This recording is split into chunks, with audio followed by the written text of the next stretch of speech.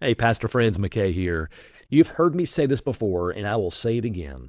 Starting your sermon prep with commentaries is a bad idea. But I understand the pressure. A new Sunday is always on the horizon. And between Sundays, there is more to do than just sermon prep. Time is precious, and your next message feels like an 800-pound gorilla sitting on every clock. I get it. I've faced that gorilla for almost 30 years as a pastor myself. But here's the danger. If you start your study with someone else's observations of the text, you will short circuit your own heart's engagement with the scripture. And maybe that's why we feel like we're preaching leftovers on Sunday rather than a fresh meal. And maybe that's why borrowed conviction isn't really conviction at all, and why we have to almost fake it as we're preaching it. But when we discover things ourselves in the text, that makes us come alive, and we want to share that with our people. So I want to show you how you can do your own exegesis. It's one reason why I built a guided exegesis process into the Preach 360 Sermon Studio. Rather than random study in the text, not knowing where to start or where to go next, it walks you step by step through specific questions using the PPGR hermeneutical framework, which mirrors the creation, fall, redemption, restoration framework of the biblical meta-narrative. So it gives you very clear tracks for your exegetical analysis of any text.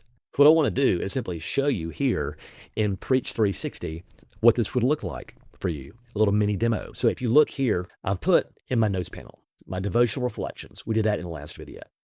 And then we have the text here in the text we're going to use in the ESV. And I also included some interlinear notes, interlinear translation with some notes on each verse, some key ideas in the Greek text. What we're going to do now is have the opportunity, after we've done our own heart priming of the pump, we are going to have the opportunity to do our exegetical analysis, because here you'll see we've done the text and audience. We've done our devotional reflections. Check that off. Now we're at the exegetical analysis part, where we're going to be guided through questions in the text. Before we even get to our keyword, which will come from the text, then we'll develop our principle, problem, gospel, and response statements, our anchor illustration, and opportunity for change. That's all part of pouring the foundation. That is block 1. Block 2 is where we will use this material now to build the structure of the message. And then we'll just develop the whole message from our introduction, prelectio, through our 4 movements, into the conclusion where we'll stamp the gospel and invite people to know and receive Jesus. And then we'll seal the cracks. We'll revise the manuscript. We will optimize it with our special optimization tool. And then we'll have the opportunity to rehearse with some guided ideas of how to present the message. Okay, let's go back to the exegesis analysis. This is where we are right now. And there are 2 ways to do this. The one I encourage folks to do, if you have the time, is to do the actual walkthrough, where you will be guided question by question by question through this process. And to start us off, I'm just going to say here in the box, walk me through one by one. No guesswork here. You will walk through a complete exegetical analysis of your text. And you'll just click go. And here we go. I love doing it this way. It's the best way to uncover the rich treasures in the text. We'll take it step by step, starting by looking for the principle, the universal truth God has placed in this passage. Let's begin with some basic fact-finding. Look at Matthew 7, 1 through 5. Who is speaking? Who is being addressed? And what is the immediate setting or context of this moment? What we're doing here is the who, what, when, where, why, and how analysis. Just a really big overview to get our bearings on the passage.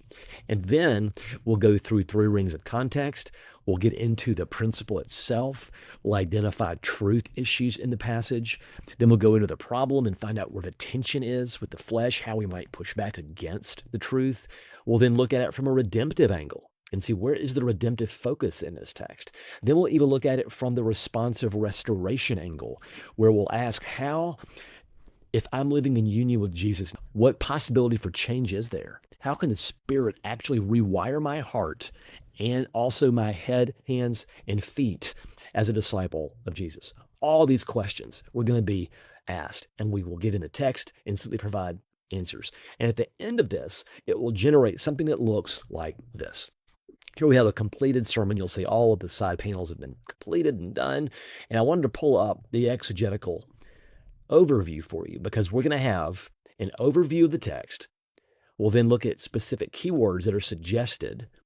Then we'll go into the context: grammatical, literary, historical, cultural, and the redemptive context, what we call the three rings of context. And here we have word studies where we have generated, and we can expand on these as well. Let's say you want to expand on a word that you have looked at in your interlinear and brought it into your study. You can just ask, go deeper into this word study.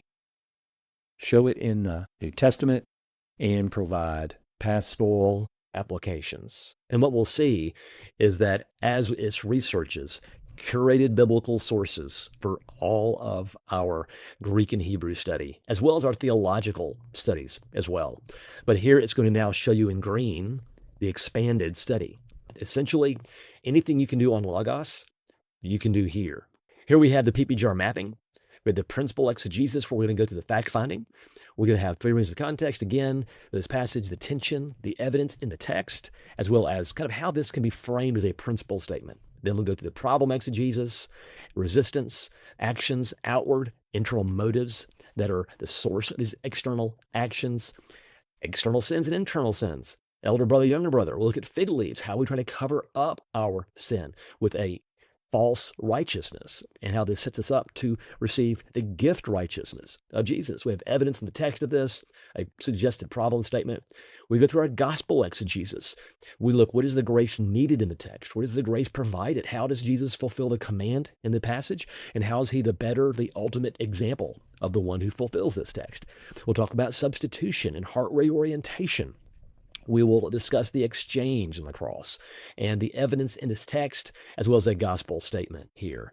And then the responses to Jesus. How does this rewiring actually change our lives? We'll get some examples. We'll provide some evidence from the text and an example response statement. We'll go through some theological insights that this will reveal for us.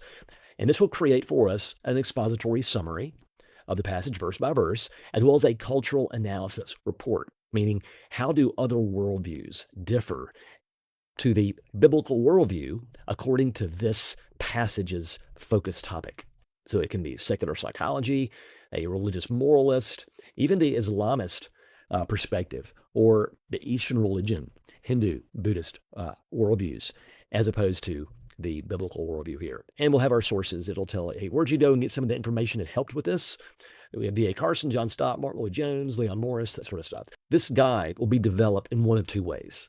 One, you will do it as you are guided question by question by question. The other is if you would like this to generate it for you.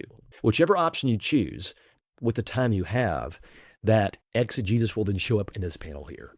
And you can, of course, take that panel out, you can put it back in, you can move it around, you can change it like this, you can do anything you want, and you can add more panels. We have the maps panel, which is going to map the passage for you, and it's better to look at the one that's finished probably here. We have the maps. Let's take out the exegesis so you can see how the expository maps work. It does a verse-by-verse study of the text for you with the PPGR framework, and at the end you're going to have, of course, your manuscript and your final outline, which you can take in the pulpit with you. If you don't want the manuscript, there's a lot you can do here, of course. But for this demo, it's the exegesis guide that we're working with. And it'll populate this with your work, or if you would like Preach 360 to generate this for you, what it will do is go to our curated sources, and it will do this by taking the best of the commentaries and provide you with essentially a personalized commentary that you will go through and read, that you will now be able to expand, that you'll be able to have a living study document that you can be in the text with and have that directly relates to your study. And you can use this now in the development of your message. So two ways to do it. One, a guided walkthrough. The other, to have a commentary generated for you. It all depends on the time you have to prep your message. I have had pastors say they have never experienced being in the text more effectively than using this tool. And that makes me really happy. So let's get to the text and then use that material as we develop the message. Because as we go through the text and develop the message in building the structure, all these movements continue just to ask questions and guide you through the developmental process. So you will be in the text, you will be building the message from the text, and by the time you preach it, you will be so excited to share what you have discovered with your people. Hope this helps. If you want to try this out, I think it'll help. Try it for free at preach360.com.